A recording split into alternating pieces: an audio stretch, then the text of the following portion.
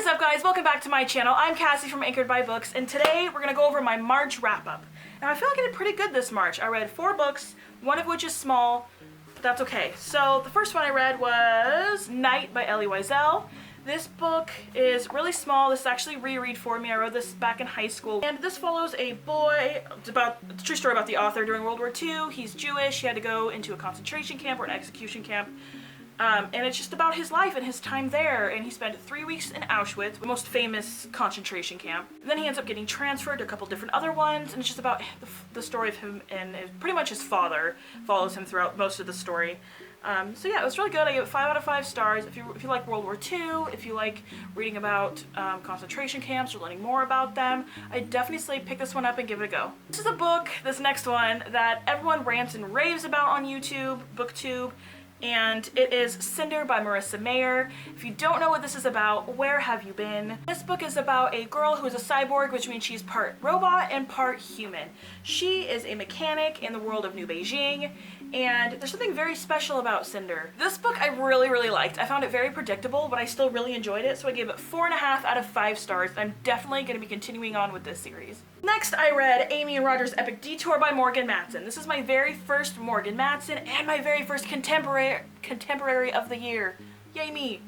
This book I actually really enjoyed. I gave this 5 out of 5 stars. I think I might lower it to more of like a 4.5, maybe a 4. I really liked it, but now that I'm thinking back on it, I don't really remember that much about it. But I do remember it was about a boy and a girl who road trip across country, and she can't drive because of events that happen, and you'll kind of learn about it.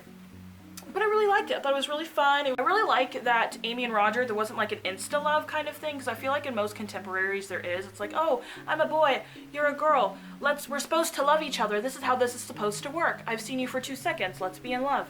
And that's not how this book was. So I enjoyed that about it. So I'll definitely be picking up more Morgan Matson in the future. And the last book I read was Wink Poppy Midnight by April Genevieve Tucholke. Now this was one of my most anticipated books of the year, and it was a big letdown. I'm not going to go too much into this because I did a whole separate book review video on this book, so I'll link it somewhere on the screen or down in the description below.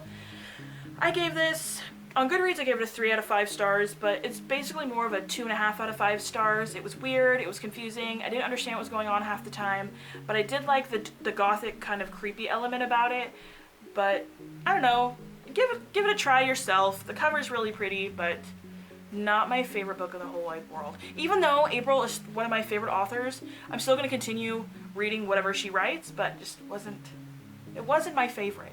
That is it for this video, guys. If you like this video, don't forget to hit that like button. I will leave all of my social media down below, my Goodreads, Books Amino, Twitter, Instagram, Bookstagram, whatever, all down below.